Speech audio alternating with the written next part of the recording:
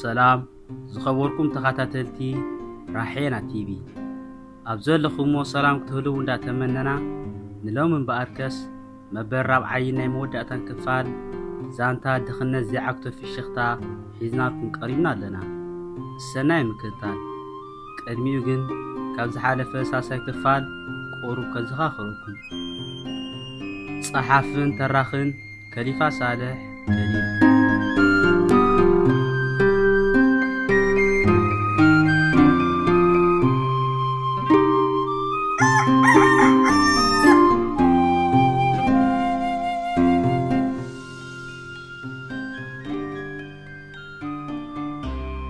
ኣብ ዝሓለፈ ሳሳይ ክፋል ብርሃነ ናብ ካንሸሎ ኣትዩ ናብ ኣፍ ደገ ገዝኦም ዝተጸግዐ ሽታ ቡንን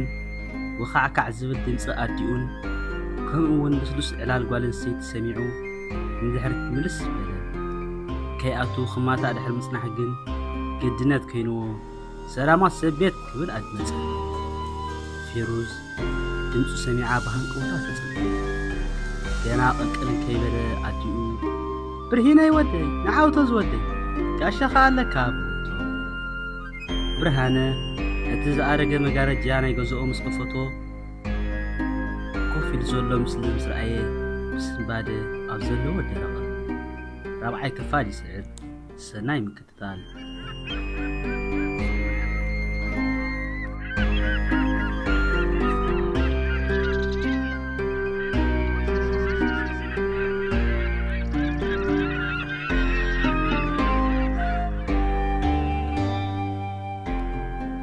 ብርሃነ በቲ ሃንደበታውን ኣብ ሓንጎል ፍጹም ዘይሓሰቦ ኩነታት ዝተዳህለ መሲል እኳ እንተነበረ ኣማራፂ ስኢኑን ውሽጢ ገዛ ኣተወ። ፌሩዝ እውን ንእለቱ ገጻ ፍሽኽታ መሊኡ ካብቲ ኮፍ ኢላቶ ዝነበረት ብምትንሳእ ብርሂነይ ብምባል ተሲኣ ሕቑፍ ኣቢላ ተጠምጠመቶ። ንሱ ድማ ብተግባር ፌሩዝ ኣብ መንጎ ሕፍረት ተቐርቂሩ ናብ ኣዲኡ እናጠመተ ሰላምታ ወዲኡ ኮፍ ክትብል ሓበራ። ኣዲኡ ወይዘሮ ርግበ ብኹነታት ፌሩዝን ድፍረታን ቁሩብ ተተገረመት። ምስ ወዳ እንታይ ዓይነት ርክብ ኣለዎ ስለ ዘይፈለጠት ግን ንኹሉ ብዓቕሊ ክትዕዘቦ መረፀት። ንሳ ናብ ቡን ንሳቶም ድማ ናብ ዲቕ ዝበለ ዕላል ኣተዉ። ፌሩዝ ዕላሎም ኪኖ እቲ ዝነበሮ ናብ ካልእ መኣዝን ጠውያ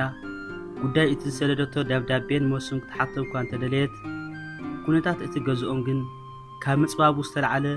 ኣሽንኳይኖ ምስጢራዊ ዕላል ክትዕለሉስ ስርዓተ ምስትንፋስካ እውን ናይ ሓድሕድካ ክትሰምዖ ዘገድድ እዩ ዝነበረ። ስለ ዝኾነ ድማ እቲ ዕላል ሓፈሻዊ እዩ ዝነበረ።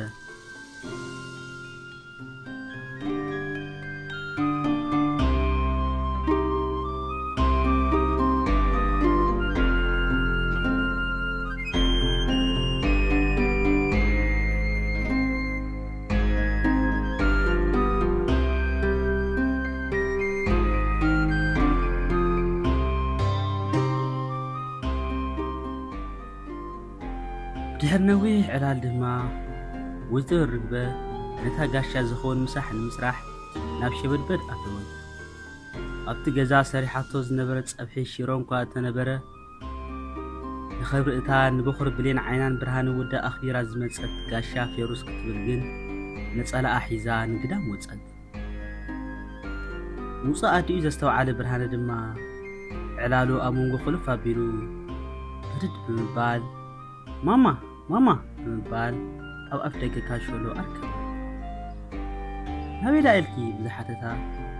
ኣዲ ድማ ተቐብላ ኣቢላ ብርሂነ እሶም ክትዕሉ ጽንሑ ኣብዛ እንዳ ስጋ ብፅሕ ኢለ ክምለሰ ይኽእለቶ። ብርሃነ ድማ ኖ ማማ ንዕን ስንኮፈል ኣቑሑትካ ሓፃፅብ እሞ ኣነ ከምፃልኪ የበላ። ወይዘሮ ርግበ መጀመርታ ኣብያ እኳ እንተነበረት ድሓር ግን ተሰማሚዓ ንገዛ ተመልሰት።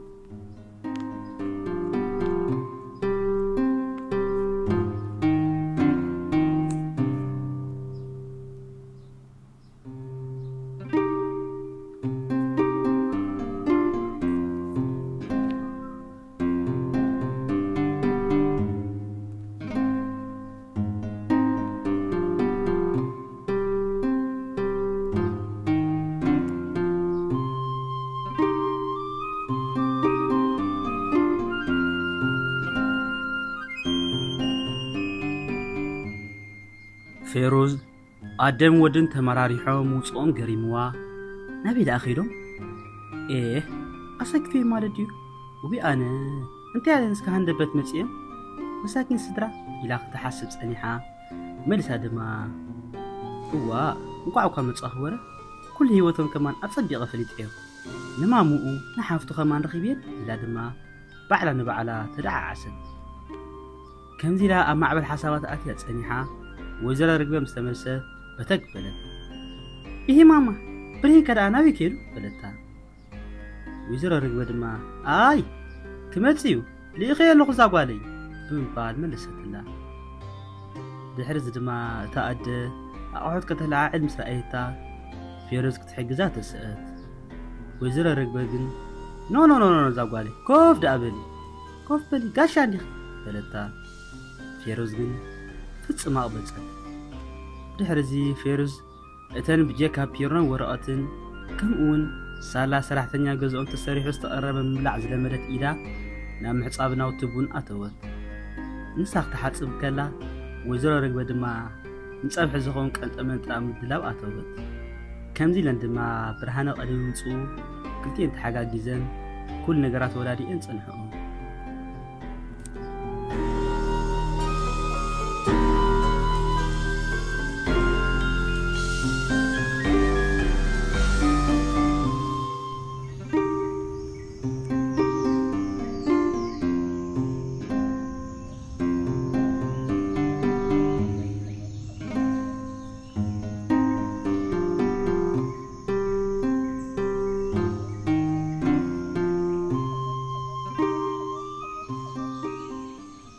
ብርሃነ ካብቲ ከባቢ ገዛውቶም ብዙሕ ከይረሓቐ ናብ ሓንቲ እንዳ ስጋ ብምእታው ፍርቂ ኪሎ ስጋ ገዚኡ ንገዛ ተመልሰ ስጋ ካብ ዘይገዝኡ ነዊሕን ገይሮም ብምባሮም እታ ሽሮ ዝለመደት ከብዶም ቅያር ክበሊዕ ኣግዲ ኢሉ ምስ ነፍሱ ፍሽኽ በለ ድሕሪ እዚ ስጉኡ ሒዙ ንገዛ ብቁልጡፍ ኣተወ ብርሃነ መልእኽቲ ሒዙ ብዝመፀ ኣብ ገፅ ፌሩዝ ናይ ስቅፍታ ምልክት ረኣየሞ ፌሩዛ ገሪፍና ከሚሽ ሶሪ በላ ንሳ ድማ ስቅፍታ እንዳሓበአት ብርሂነይ ንስኻ ተኸድካ ማማ ርግበ ኣላትኒ ኢላ መለሰትሉ ስቕ ኢላ ሰመት ፅንሐት ወይዘሮ ርግበ ዋይ ክብረት ይሃብ ክዛ ጓለይ እንታይ ግዳ ገይረልኪ ብነብስቲ ክደኣ ብረኽቲ ቆልዓ ኮይንክ እምበር ግዳ ንሳ ይሕሸኪ ክዛ ጓለይ በለቶም ሞ ተተሓሒዞም ሰሓቕ ሞቱ ፀብሑ ተሰራሪሑ ንብስሕ ኣብ ዝተዳለውሉ እዋን ሃንደበት ቴሌፎን ናይ ፌሩዝ ተደወለ ክትቅበላ ኢላ ምስ ረኣየታ ናይ ኣቦኣ ምዃና ፈሊጣ ከም ዘላታ ገደፈታ ምክንያቱ ኣቦኣ ብጠባያን ኣካይዳኣን ብዙሕ ዘይሕጉስን ሓደ ግዜ እውን ብሕርቃን ዝተበገሰ ኣተይሉ ዝቃየቋን ኣዝዩ ሓያል ብምንባሩ ሕጂ ድማ ሰንበት መዓልቲ ናበይ ከይዳሉ ክሻቐል ከም ዝኾነ ስለ ትፈልጥ ክትቅበሎ ይመረፀትን እንተኾነ ቴሌፎን ደጋጊማ ሃረመት በዚ ድማ ካልእ ሳዕበይ ከይኽተላ ፈሪሓ ንግዳም ወፀት ኣቦኣ ሄሎ ፌሩዝ ከመይ ተውዕሊ ደሓነ ባባ ከመይ ውዒልካ ጽቡቕ ደሓነ ሰንበት ምድሪ ናበይ ዳ ኸይድክ ፌሩዝ ጓለይ ውይ ባባዬ ኣብዚ ናብ ሓንቲ መሓዘና ተዓዲምና ኣብኡ ናይ ምሳሕ ግብጃ ገይራትልና ምሻለካ ናይ ሳዋ ገለ ኦኬ እሞ ዘይትነግርን ትቆልዓ እሻቂልክና እኳ ሰንበት ምድሪ ውይ ደሓነ እንታ ባባ ናተይ ከዓ ምሽ ክትገብረሊ ኢኻ መፋነው ናይ ሳዋ ብምባል ቀሸሸቶ ንዓድሓን ምስ መጻኸ ንዘራረበሉ ገዳይ ትደንጊ ኦኬ ባባ ማዕሪ ባይ መጻኹ ባባዬ ኢላ ቴሌፎና ዓፀወቶ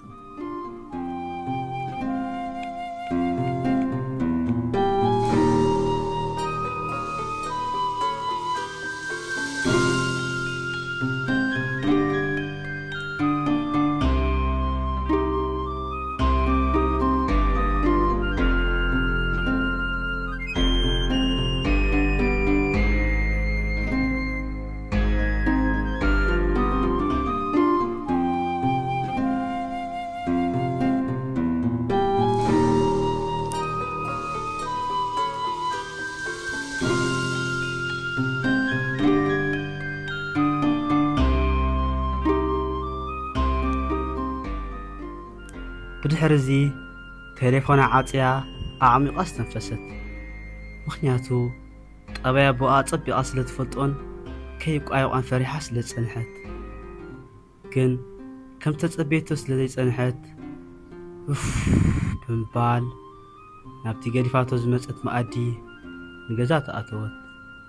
ድሮ መኣዲ ተቐሪቡ ጸንሐ ብሓባር ድማ ናብ ምግቦም ኣተዉ ኣዝያ ጣዕምቲ ምግቢ ፀብሒ ስጋ ጨፋጭፍ ድማ ፀብሒ ሽሮ ገይሮም ብዝበልዑ ድማ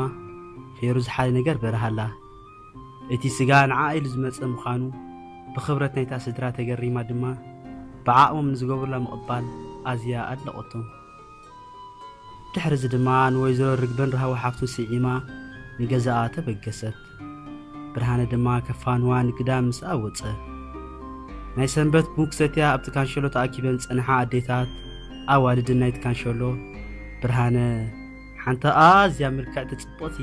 ኣካዳድንኣ ኣዝዩ ጉሩም ዝኾነት ጓል ካብ ገዛ ኣኸቲልዋ ሰላም ኢልወን ምስ ወፀ ገሊአን ኣፈን ጎማ ጸጻ ገሊአን ድማ ዝፈልጦ ዘይብለን ዋይ ዘይኣምሩ ወይ እንትራዮ በላ ገለ ድማ ርሕስቲ ይግበረሉ በልኦ ኣየ ናይዛ ዓለም ነገር ሰባት ንህወኽ ኮይና ንዘይንፈልጦን ክንፈልጥ ኣብ ክንምድላይ ታዊኽና ክንፈርድ ንህወኽ ኮይና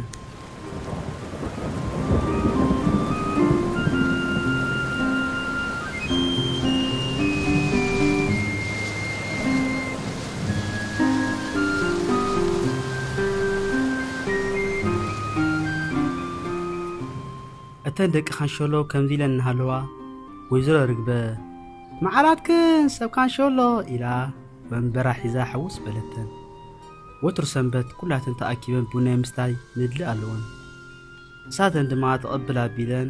መዓልኪ ርግበ ንዕበዚ ንዕባ በዝሕ ሸኪ ብምባል ብኽብረት ኮፍ ኣበላኣ ኮፍ ክትብልን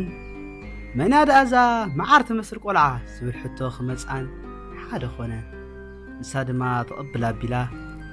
እዚኣ ሕፂት ብርሃነ ወደያ ኢላተን ሒዛተን ብስሓቕ ተፋሓሳ ኩላተን ብሓበራ ብርሃነ ንፌሩዝ ከፋንዋ ብምባል ሒዝዋ ነዊሕ ድሕሪ ምኻዱ ኣብ ከባቢ ገዛውቲ ኣብ ጽሑ ቻው ኢልዋ ክምለስ በግስ ምስ በለ ረስዕዋ ዝነበረት ደብዳቤ ኣውፅኡ ኩሉ እቲ መሲ ኣብኡለኪ ብምባል ኣብ ኢዳ ሃባ ንሳ ድማ ድሕሪ 2 መዓልቲ ምሳሕ ዓዲማቶ ከም ዘላ ነገረቶ በዚ ተሰማሚዖም ድማ ናብ ቤቶም ኣበሉ ፌሩዝ ትሕዝቶ ናይታ ደብዳቤ እንታይ ይኮን ይኸውን እናፈርሐት ንካንሸሎ ኣተወት ነቶም ኣብቲ ካንሸሎ ፀንሑ ኣቦኣን ኣዲኣን ከምኡውን እታ ሰራሕተኛ ገዝኦምን ክልተ ኣሕዋታን ሰላም ብምባል ትኽ ኢላ ናብ መደቀሲኣ ሓለፈት ድሕርዚ ኣቦኣን ኣዲኣን ድሮ እውን ታቡኖም ሰትዮም ዘዕርፉሉ ሰዓታት ስለ ዝነበረ ብእዋኑና ናብ መደቀሲኦም ኣተዉ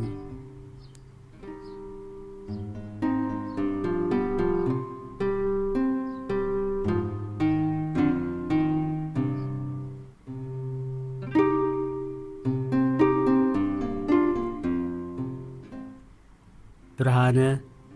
ንፌሩዝ ገድኣ ድሕሪ ምእታው ቀሰይ እናበለ ጉዕዝኡ ናብ ገዛውቲ ዘምርሐ ካብቲ ገዛውቲ እንዳ ፌሩዝ ቁሩብ ከይረሓቐ ግን ኬስ ተውዓለሎም ፀንሐ ውኩባት ኣውዳት ናብኡ ገጾም እንዳተሃንደዱ ክመፁ ተዓዘበ እሞ ናብ ዘብሎ ጠፊእዎ ዓውንወን በለ እቶም እንስያት ካብ ብዙሖም ዝተለዓለ ተዳልዮም ፀንሑን ክመስሉ ፌሩዝ ናብ ካንሸሎ ኣኽተኣቱን ንብርሃነ ክኸብዎን ሓንቲ ዝኾነ ነገራት ዝተሓወስዎ ብርሃነ ምህደም ክደሊ ናብ ኩሉ መኣዝን ተጠመተ ድሮ ተኸቢቡ ምህላው ኣስተባሃለ እሞ ታወት ይኹም ክብል ድማ ሓተቶም እሳቶም ድማ ብኣላጋጭ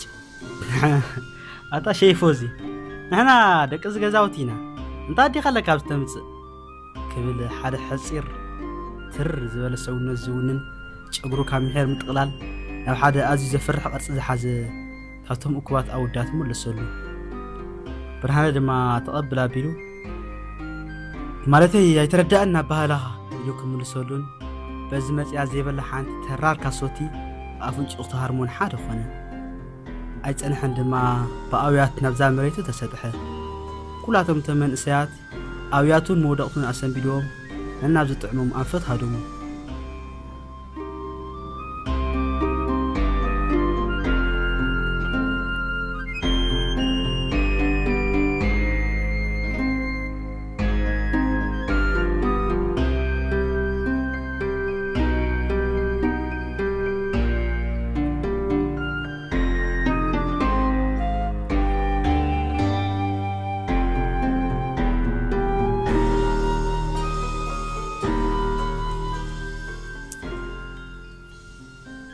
ነቲ ኩነታት ክዕዘቡ ጸንሑ ኣብቲ ከባቢ ዝነበሩ ሰባት እንዳጎይ ብምምጻእ ኣገላገልዎ እሞ ሓፍሓፍ ኣቢለው ናብ ሓደ ፀግዓ ኣጸግዕዎ። ማይ ዘምጽእ ማይ ጨርቂ ዘምጽእ ድማ ጨርቂ እንዳበሉ ዝሑል ማይ ኣምጽኦም ኣብ ርእሱ ሓጸብዎ እሞ ክሳብ ናብ ወኑ ዝምለስ እውን ተጸበይዎ። ፌሩዝ እዚ ኩሉ ክኸውን ንስድራ ቤታ ሰላም ኢላቶም ንውሽጢ ኣትያ ብታህዋኽ ዳብዳበ ከተንብብን መልሲ ናይ ብርሃነ ክትርኢ እንተሃንጥያ ክዳውንታ ቀያይራ ፎክስቱታ ናይ ገዛ ምስ መለሰት እያ እምበኣር እታ ሰራሕተኛ ገዛ ኣብ ኮረድዮ ኮይና እንዳዕ ዘምዘመት እዞም ስድታት ገዛውቲ ጸጊቦም እምበር ወይለይ ጉድ ስኢልካ ዶ ጓለይ ንዘረኸብካ ይህረም እዩ ክትብል ሰምዐታ። ፌሩዝ ብፍኒስታ ቅልቀል ኢላ ድማ እንታይ ደኣ ንበይነ ክትዛረብ ድሓን ዲኺ በለታ። እታ ሰራሕተኛ ተቐብላ ኣቢላ ኣንተ ፌሩዛ እንታይ ከዘ ይዛርብ ኣለኒ ኣይዞም ርጉማት ደቂ ገዛውቲ ክንዲኦም ንሓደ ኣብዚ ቀጥቂጦሙ ምስኪናይ ክሳብ ዝወድቕ ሃሪሞሙ ኸይዶም ኢላ ዘረብኣ ከይወድአት ፌሩዝ ሰንቢዳ ካብ ገዛ እናጎየት ብምውፃእ ናፍቶም ንብርሃነ ከይቦም ዝነበሩ ከደት። ካብቲ ዝፈርሕቶ ከይወፀት ድማ ብርሃነ ኣፍንጭኡ ዝወረደ ደም ክነቅጥ ጸንሓ። ብርሂነይ ወይ ኣምንየ ወይ ብርሂነይ መን ረኺብካ ውፍ ኢላ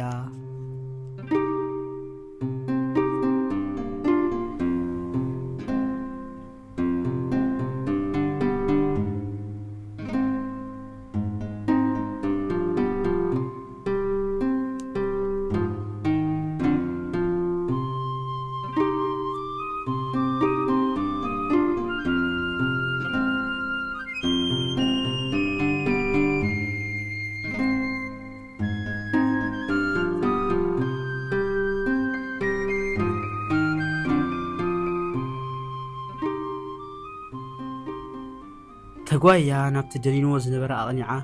ኣብ ሕቑፋ ኣጌራ በዕላ ክትሓፅቦ ጀመረት። እቶም ሰባት ድማ ተገሪሞም ኣጆኺ ፌሩዝ ደሓን እኮ ኣጆኺ ዛጓለይ ኢሎም ክዛረቡ ጀመሩ። ንምዃኑ ኸ ኣበይ ክትፈልጥዮ ዛጓለይ ማለተይሲ ዝቆልዓ ንፈልጦና ኣብዚ ገዛውቲ ሓደ ብዕድመ ዕቢይ ዝበሉ ኣቦ ናይቲ ገዛውቲ ሓተትዋ። እሳ ድማ ኣበይ ሃይለ ወዲ ክላሰ እዩ ኣብዚ ከብፀሓኒ ኢሉ ምፅኢ ምሳይስን ሕጂኮ ካብ ገዛ ወፂኡ ምስ በለቶም ኩላቶም ተገሪሞም ነናዋይኖም ከዱ። ክልቲኦም ምስ ተረፉ ከዓ ገዛ ንኽኣቱ እኳ እንተለመኑቶ ብርሃነ ግን ተክደግም ፌሩዛ ኖ ንዕዳ እተወስኺ ገዛኺ በላ እሞ ኩነታቱ ኣረጋጊፃ ድማ ንገዝኡ ተዓዝረ። ኣዲኡ ንሓፍቱን ካብ ኣብቲ ገዛ ኮፍ ኢሎም ፀንሓ ብርሃነ ማህረምቱ ድሓን ብምባሩ ዝኾነ ምልክት ናይ ማህረምቲ ከም ዘለዎ ንኸይፈለጦ ሰላም ኢልዎን ኣብ እዋኑ ናብ ዓራቱ ደይቡ ብሓሳብ ናብ ካልእ ዓለም ኣተወ። ሽዑ ምሸት ብዝገጠሞ ፍጻሜ መበገሲኡ እንታይ ምዃኑ ኣይጠፍኦን። ደለይቲ ፌሩዝ ክኾኑ ከም ዝኽእሉ ፈተውታ ብዙሓት ምዃኑ ዘኪር ድማ ገና ዓብዪ መስዋዕቲ ከፍለላ ምዃኑ ተረድኦ። ፍስሓ ዓሲሎ ድማ ኩሉ ነገራት ገዲፉ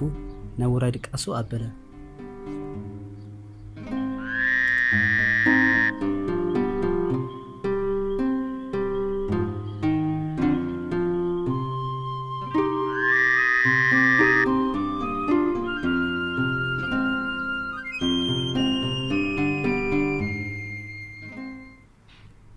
ፌሩዝ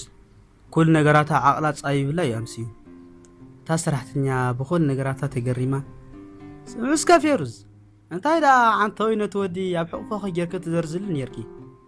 ኣፍንጭኡ ገለመልዩ ርእሲኡ ኣይተሓፍርን ዲኺ ዋይ ደቅሎም እኮ እዚ ኩሉ ሰብ ተኣኪቡ ከሎሲ ቁሩብ ወረ ኣበይ ክትፈልጥዮ ኢላ ተደራራብ ሕቶ ሰደወተላ። ፌሩዝ ካዕካዕ እንዳበለት ብስሓቅ እንዳተፋሕሰት ይሄ እንታይ ነብርሎ ወዲዩ ንዝተሃሰየ ምሕጋዝ በለታ። ድሓር ከዓ እቲ ወዲ እቲ ዘዕለልኩ ኽን ኣዝየ ዘፍቅሮ ወዲ እዩ ስሙ ድማ ብርሃነ ይበሃል ሙሴ ኤምሴ ንዓ ገዛኡ ተምሰኩ ኸ ኣብዩኒ ካብዚ ኣፋኒኒ ምስኪናይ ክምለስ ኮሎ እዮም ረኺቦሞ በለታ። ተተሓሓይዘን ድማ ብስሓቅ ተፋሕሳ። ሕጂ እውን ፌሩዝ ገለ ዘከረት ክትመስል ገዲፋታ ናብ መደቀሲኣ ኣተወት። ዝገደፈታ ደብዳቤ ኣብ ዓራት ኣይጸንሐታን። ብስን ባደነታ ሰራሕተኛ ዓዊላ ብምፅዋዕ ድማ ሓተተታ። እሳ ድማ ተቐብላ ኣቢላ ኣይ ኣትመን ከየን ብበልኪ እኺ دحرما تمرت خان زيبلا اندافلتكس بمبال كابت مزاز سحيبا هابتامو أبدن دس عرات كوف إلى مسكفتتا وحدات وكبات الفيدالات رأيت كاب برهانة ناب فيروز المجمريا دونجي ملسر كم هلاوي حما يسمعني سو يقريتا كتلا دما نسخ فقري أخي فيروزي نسخ حاليوت يا أخي فيروزي نسخ لوهات يا أخي مسكين فترة يا أخي كمتي فقر دالي خز قرب كني عزف فقر خلق سالكي I love you too فيروزي كابتن نسخ تفكرني يفكرك زل عالم كأخ فكرك خنبري باي كابنات كي نايبين خبرهانه نابناي بيني عالم فيروزي إلى مسنببت محير تحقواس نتاسق إلى سمعات أنحى سلاحتنيا حاني قاس عامتها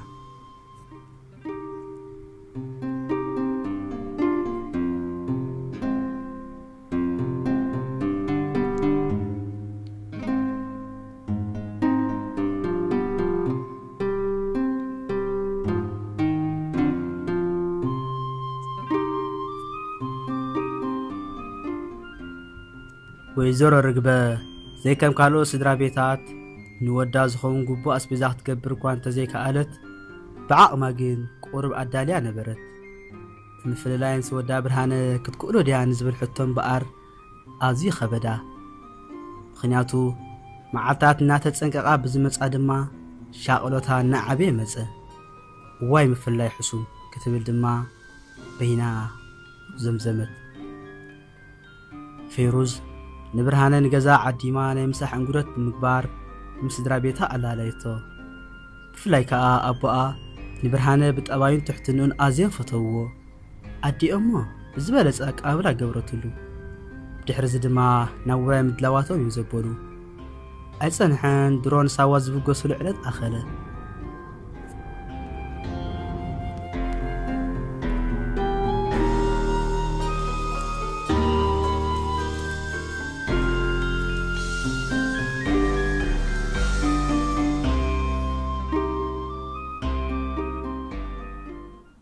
بتحرزي أجسانحان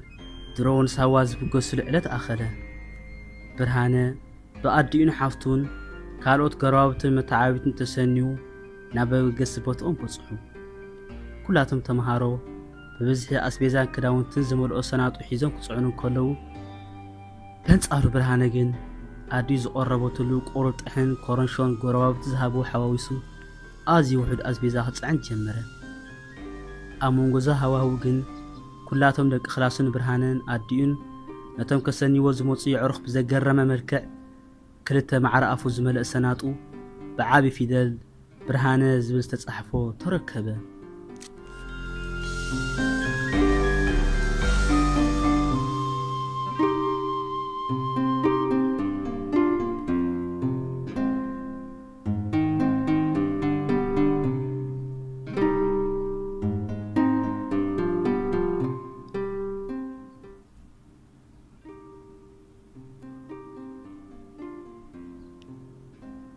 كلتا سناتو كابي كم نمت أقريمو مساديو تتأماميتو لحلح بلا كمون أنفوتنا بدك خلاصو بمقبار نايمين كوني خون بمبال تقريمو حاتته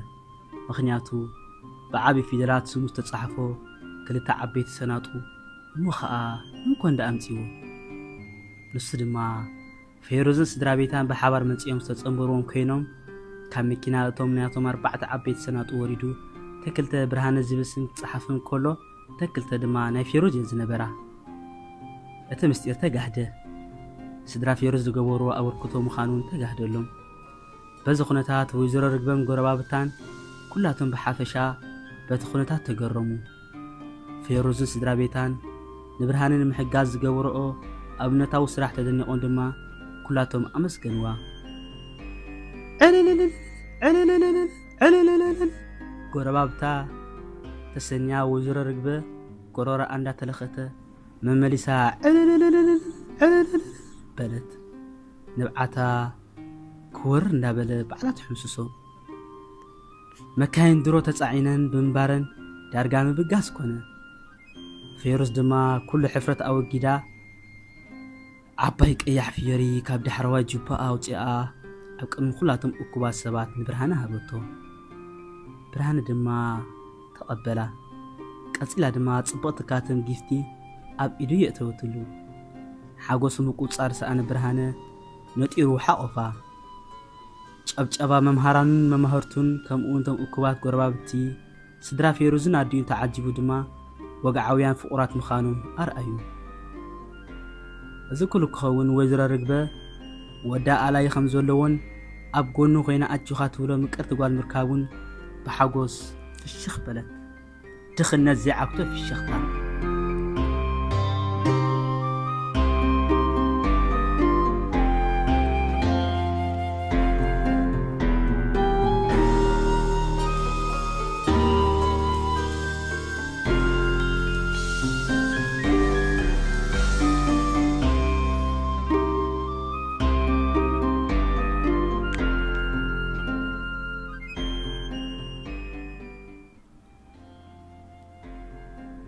ፍሽኽታ ወይዘሮ ርግበ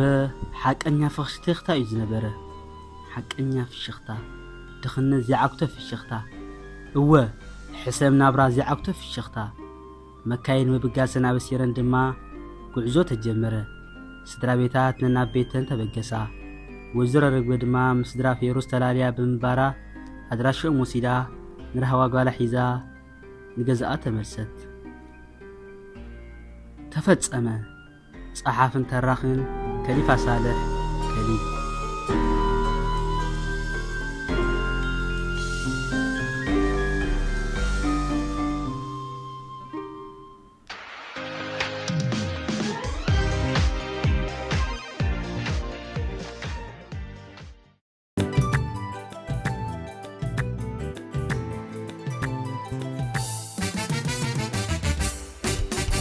راحل